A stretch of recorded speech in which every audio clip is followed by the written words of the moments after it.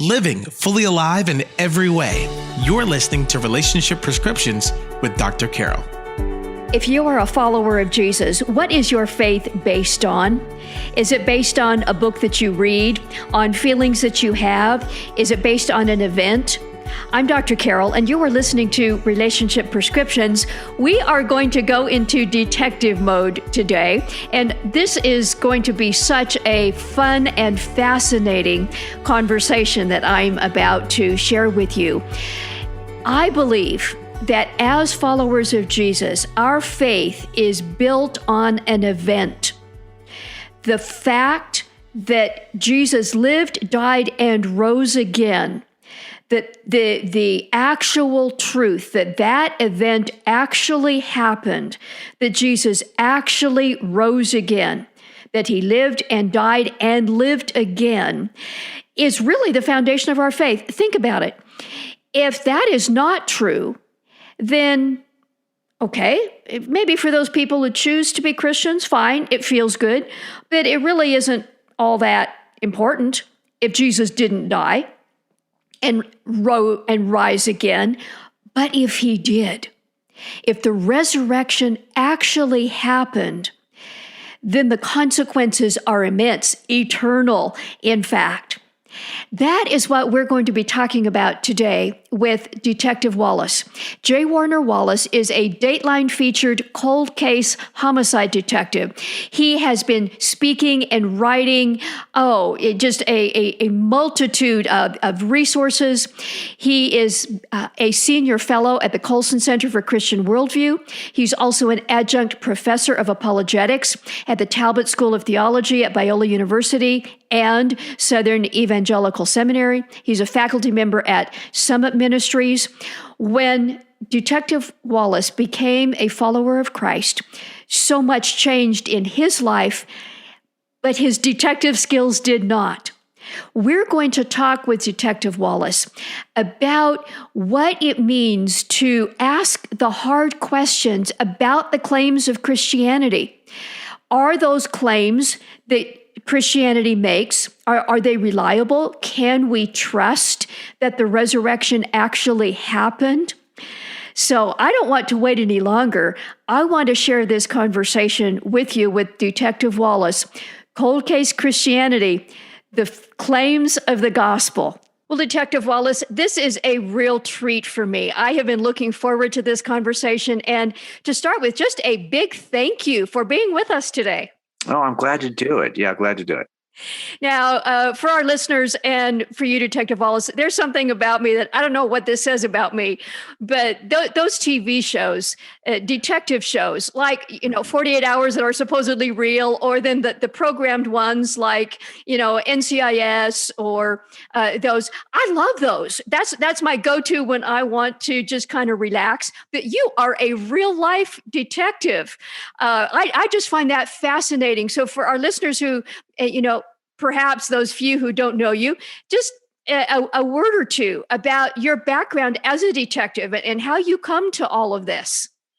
Well, I kind of fell into it as a career. I was trained as an artist and as an architect. And But my dad was a police officer, and I had kind of tinkered with it when I was in high school, early years of college. I was a police explorer at our local agency, but I didn't come back to it until I was in graduate school. So I was a little bit later.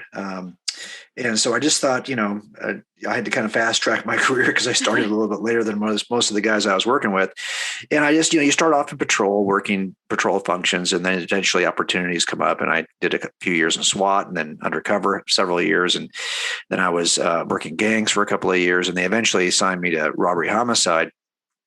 And I was at the same time, I was kind of exploring Christianity. I was about 35 when I started to do that. So I didn't really have a desire to promote within the agency, but I sure liked working homicides. And so I stayed there in homicide.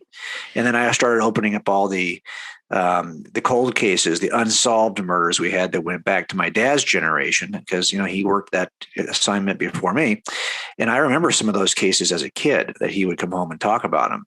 And a few of them didn't get solved. So it was like, okay, I'll see if I can.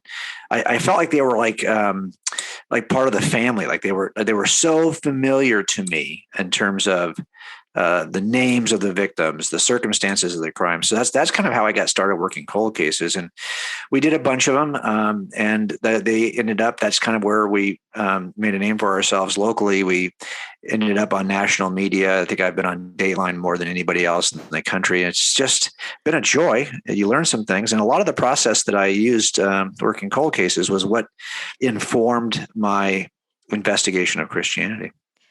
You didn't start out, and you've alluded to that already, believing in Christianity at all. You were an atheist. What about your exploration there brought you to taking Christianity seriously?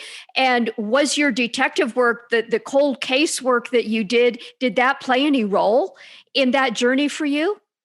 Well, what played a big role for me was just the manner in which all of us, even back when I was working lesser crimes, you interview a lot of witnesses, and most, you can't trust everybody. As a matter of fact, to be honest, I don't trust any witness until I can somehow determine if they're reliable. So the question becomes, well, how do you, if you got to say 5 witnesses or 5 people who claim to have seen something at a crime scene, how do you test them in such a way that you might determine if 1 or 2 or all of them is reliable? Yeah. And that's the process that you at first, when you start, you kind of do it intuitively, but once you go to court on these cases, you'll see how jurors are instructed.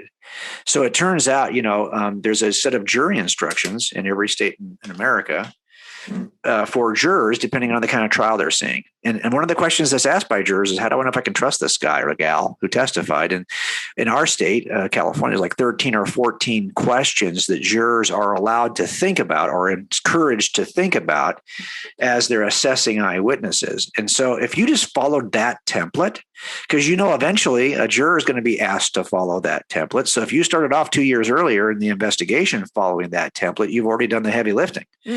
So I just started to apply that to all of my witnesses. And that's the exact approach I took with the Gospels. I knew that, the claims are that these events that are captured on the pages of the New Testament actually occurred, and that somebody originally was there to see them. So for example, Mark was not an eyewitness. Doesn't appear anywhere in the Gospels, but he does appear in the book of Acts. And the earliest church leaders described him as the disciple of Peter, who is writing down Peter's account and forming it into the Gospel of Mark.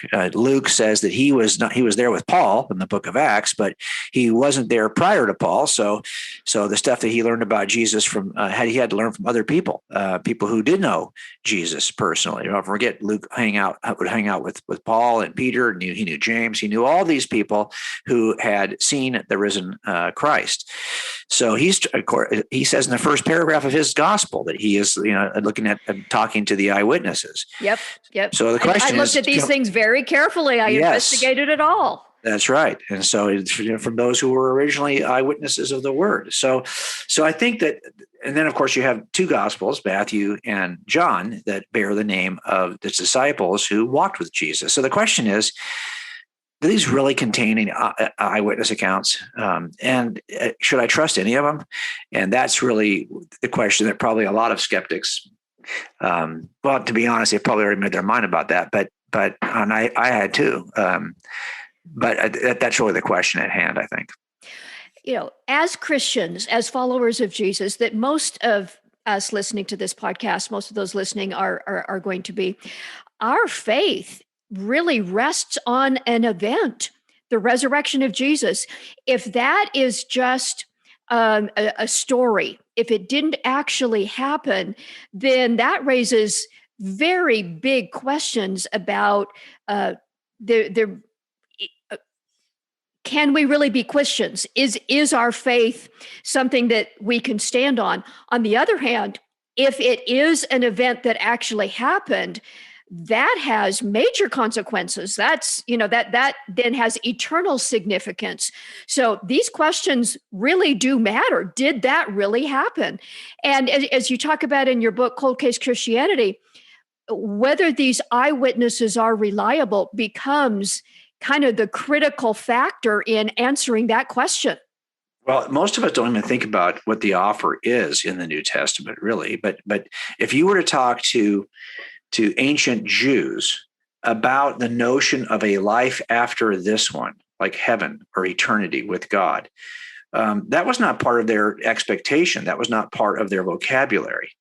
But Christians come along and say, actually, you know what? You're more than just temporal creatures. You are eternal creatures.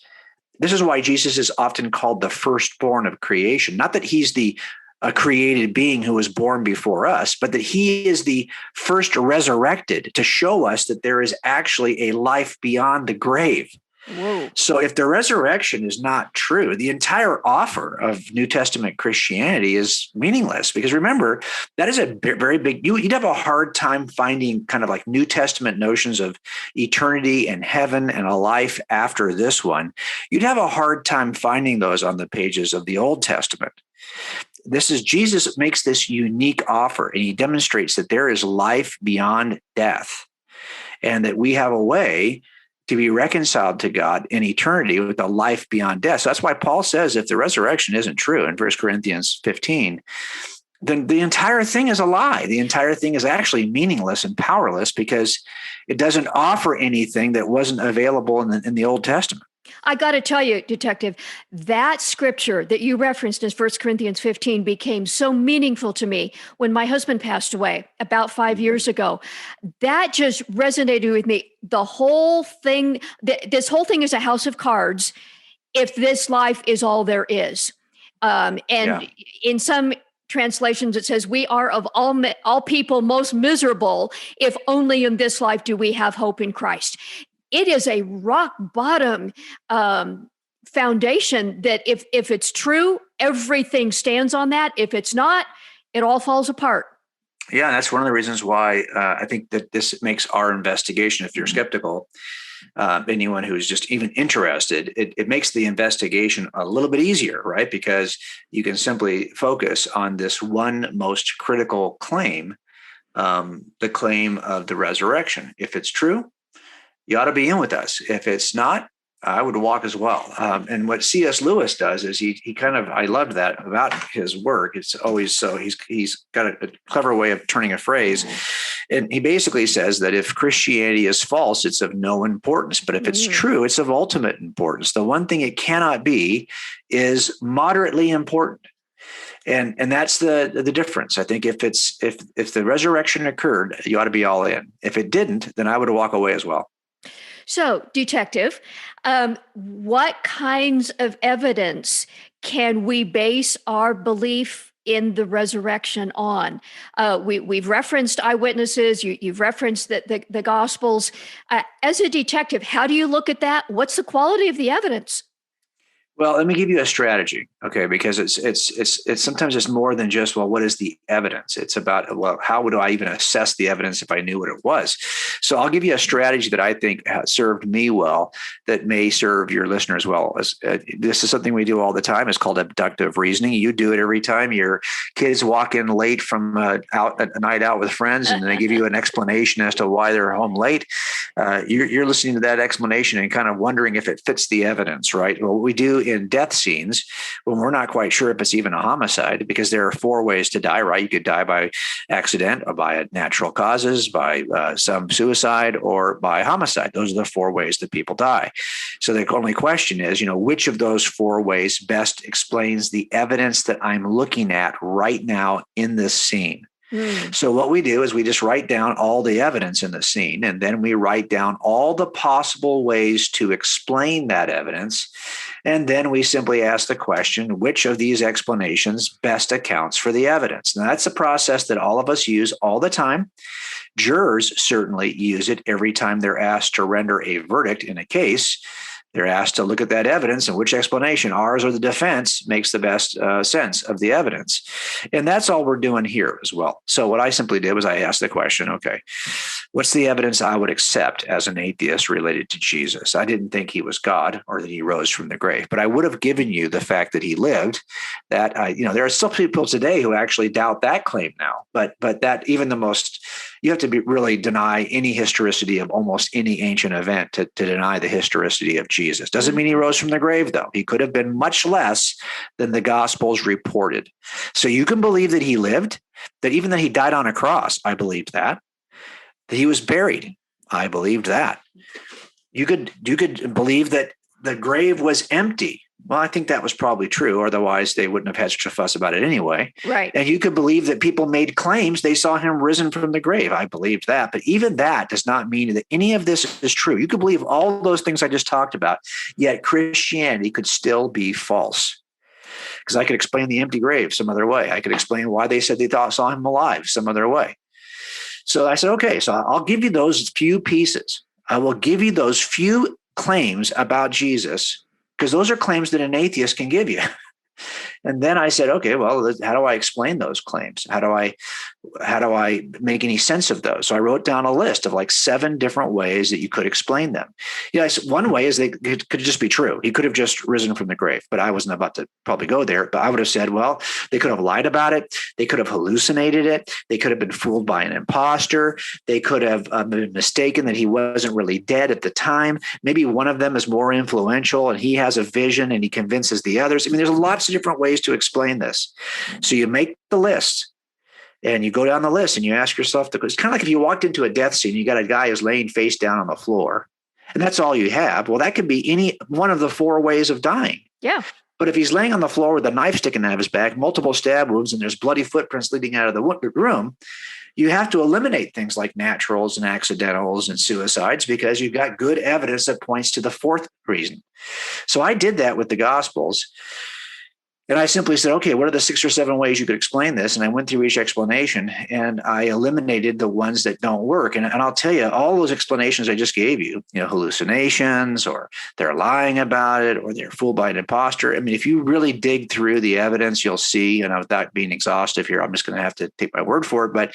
But you're going to see that those don't really work. Now, I would have argued that the whole reason why the Christian explanation didn't work was because the Christian explanation is simply that they saw a risen Christ. And I would have said, there's no way, because those things don't happen. I don't believe in miracle resurrections. Yeah. And the fact that it's a miracle is enough reason for me to say, you're full of it. I don't believe it.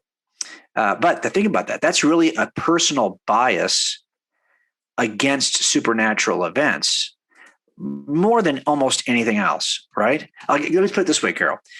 If the claims of the New Testament were simply that a man named Jesus in antiquity formed disciples and taught them amazing things from a set of sermons, and this man never worked a miracle, never was raised from the grave, he never rose from the grave, never fed 5,000, never walked on water, none of those things happened. He simply taught good messages.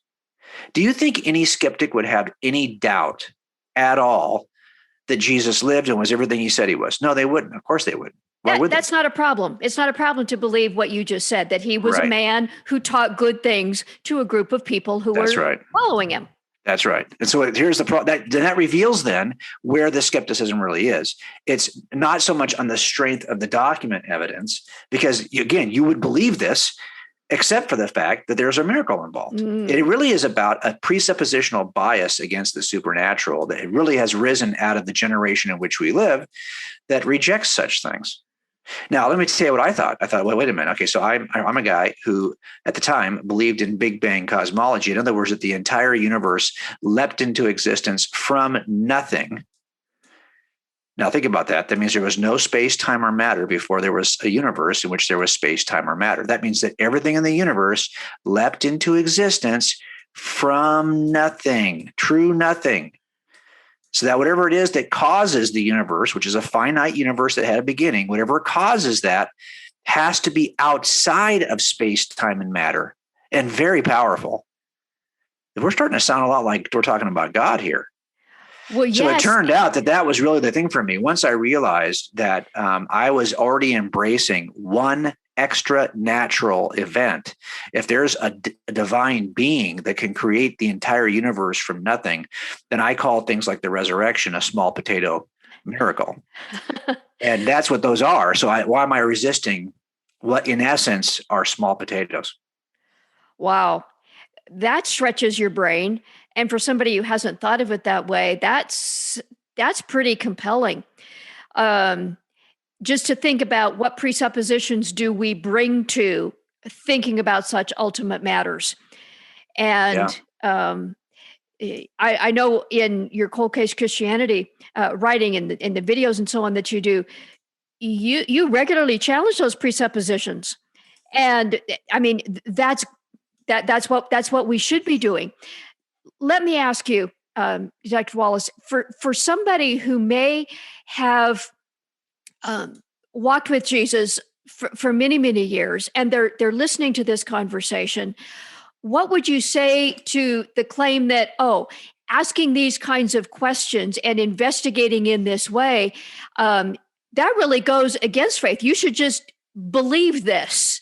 Now, I happen to think that this is a fruitful way of talking and thinking, but how do you answer somebody that might struggle in that way?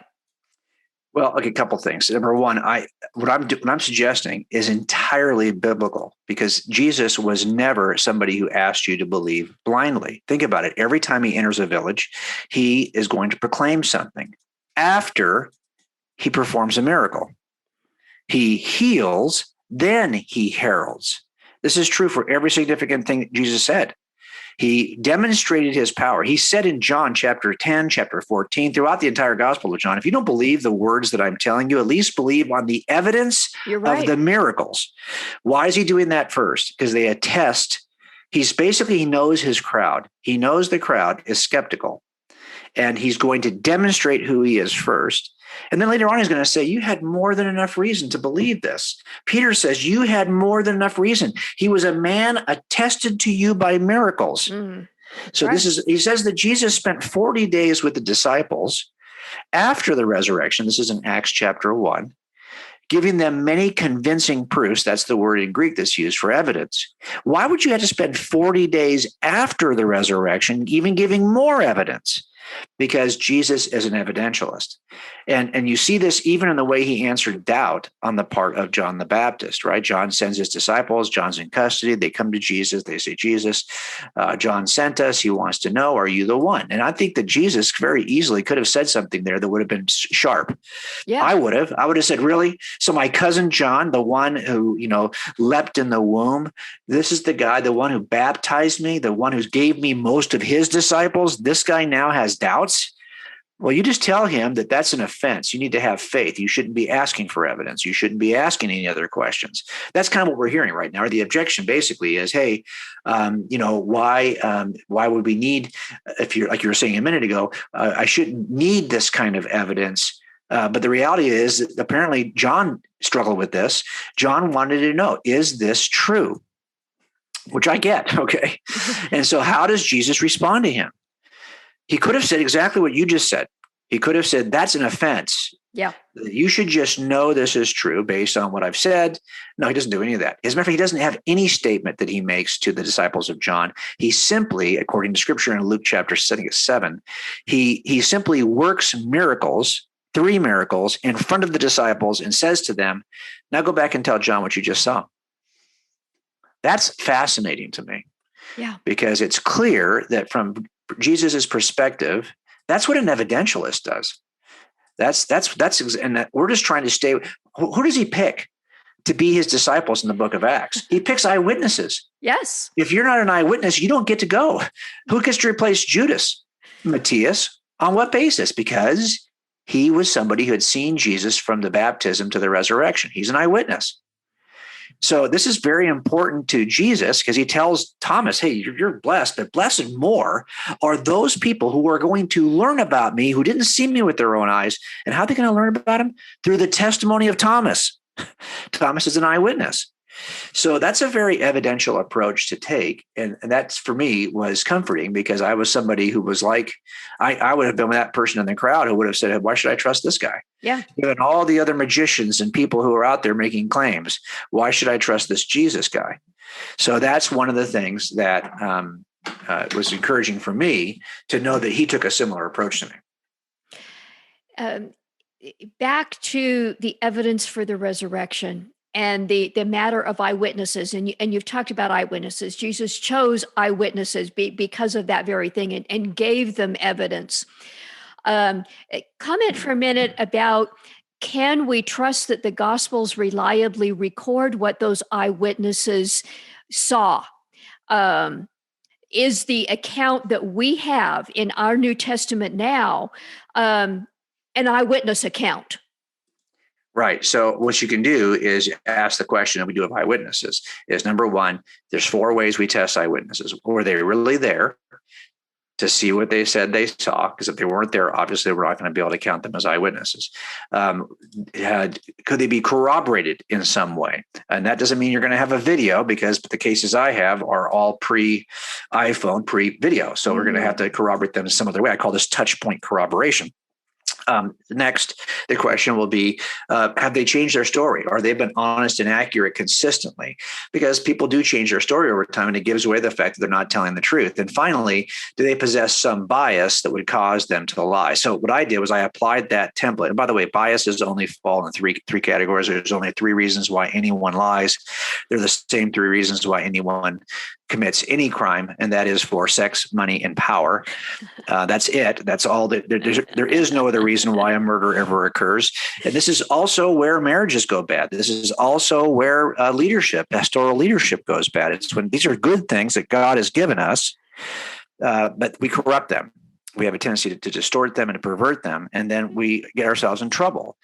So the question is, if you've got a financial reason to tell me a story that benefits you financially, well, then you're more than likely going to tell me something that's not true because it's benefiting you in some way.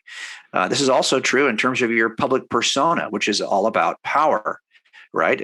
If somebody murders are committed because someone wants sex, money, or they've been disrespected. When someone walks into Walmart and shoots 30 people who are a different color than they are, why is that happening? Because you pridefully, power, think that you are somehow superior to people who aren't like you. That's a power issue.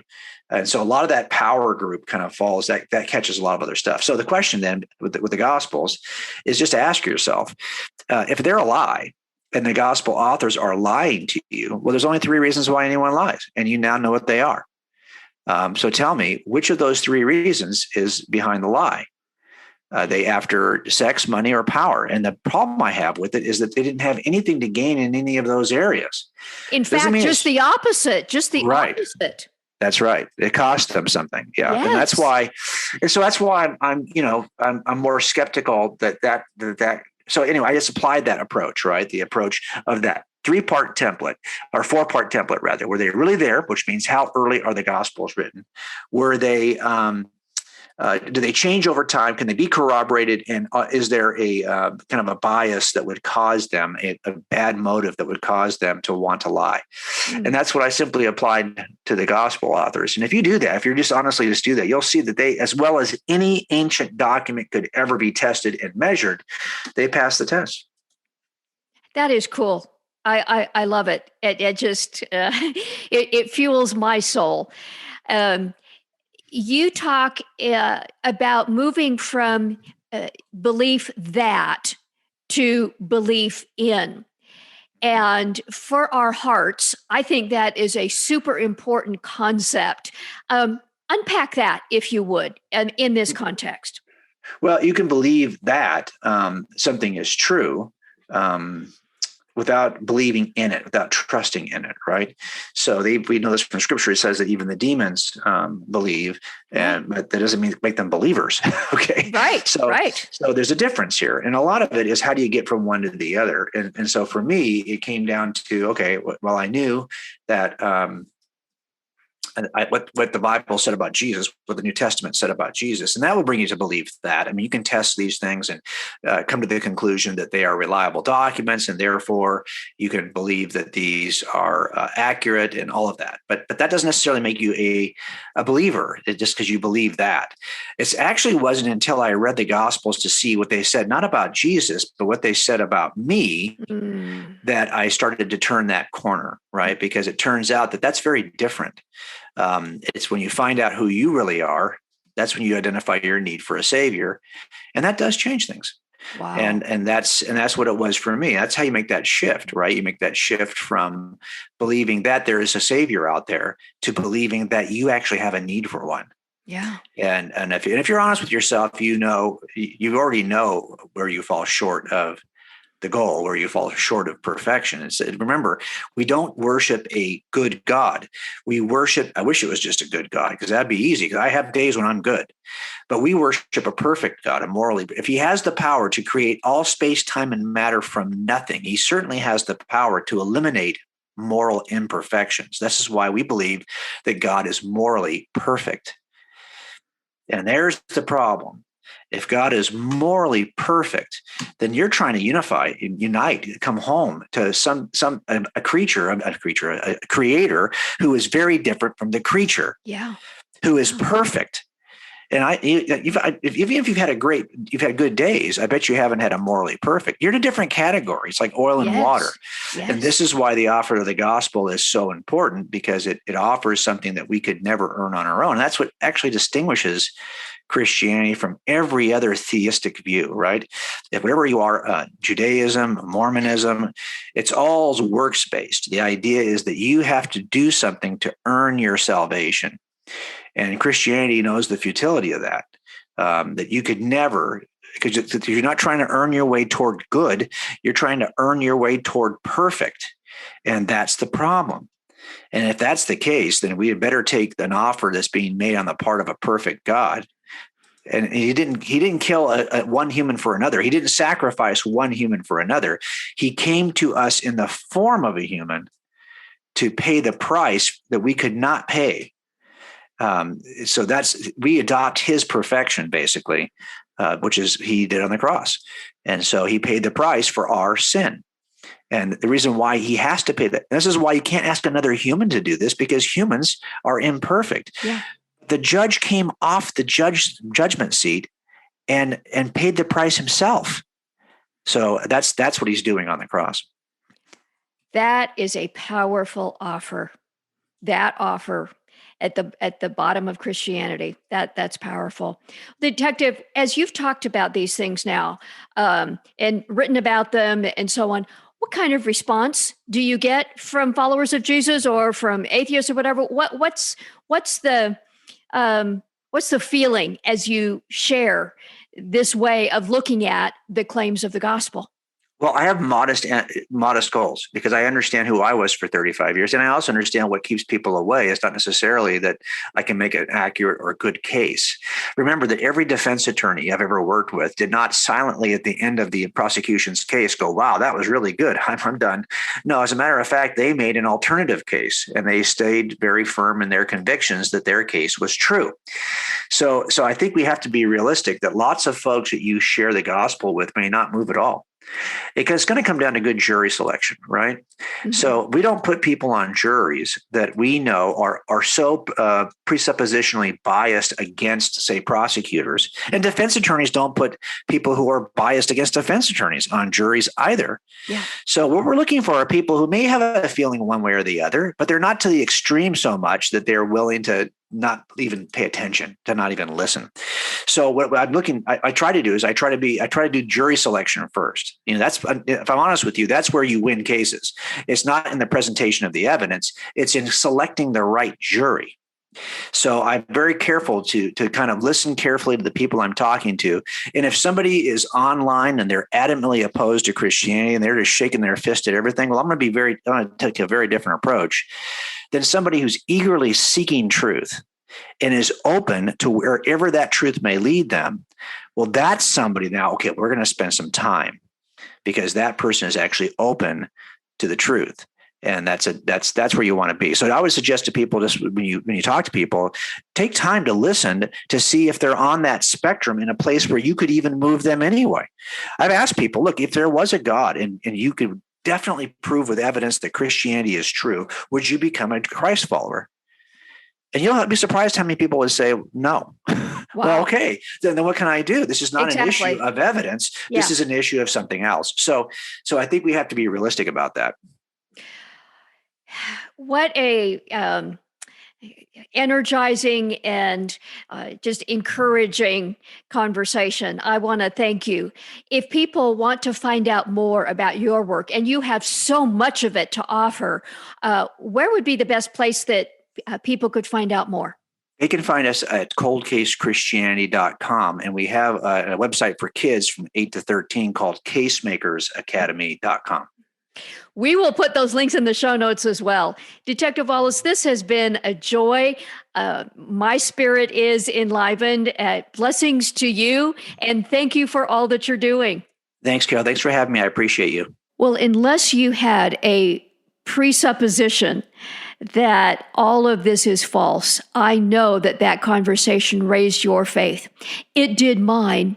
To hear about how the claims of the gospel can be looked at. We can ask the questions, and the gospel can stand up to that. The gospels in the New Testament can stand up to scrutiny. I love thinking detective like this. As I mentioned earlier, detective shows on TV, that's my go-to. So thinking in this way about Christianity and the gospel, it's just such a refreshing and encouraging part of faith. Check the show notes or go to coldcasechristianity.com. The resources they have for kids, casemakersacademy.com. You can also find Detective Wallace's book, Cold Case Christianity, a homicide detective investigates the claims of the Gospels, and other books, wherever books are sold. Again, check out the show notes or Cold Case Christianity, and you can find links to all of that. There is a slew of videos also that Detective Wallace has made. You can find many of them on YouTube. They've got courses that you can learn online to bolster your faith in asking these questions, applying this kind of detective thinking to the claims of the gospel. I would just encourage you, if you have had any questions about can your faith stand up to scrutiny? Or maybe you have friends, family members that are struggling and you want to know how to answer those questions. What a beautiful and fruitful place to get some help in your own soul and information to support the claims of the gospel in talking to others about it. coldcasechristianity.com, as well as all the other resources they have available. Thank you for being part of our podcast family. I want you to know that anytime I hear from you, it makes my day. So if you have a comment, a question, or maybe even something you'd like to suggest for an upcoming episode, just go to the contact page on drcarolministries.com. I read each one personally and I respond personally. I want to thank you for being part of our podcast family. And it would also mean a lot if you would share this podcast with your friends, somebody that you know who just could use some encouragement and insight about the tough stuff in living the Christian life and relationships. Let them know about Relationship Prescriptions with Dr. Carol. And until next time, may God bless you. Thank you for listening to Relationship Prescriptions with Dr. Carol. Our purpose is to provide trustworthy resources that help you and others live fully alive in every way as God intended. If you would like to help others experience transformation in their lives and relationships, we invite you to partner with us. Text the word GIVE, that's GIVE, to the number 512-980-1620. Or visit our website at drcarolministries.com/donate to make a one-time contribution or monthly gift. Your financial support allows us to expand our message and to help others. Thank you so much, and may God bless you.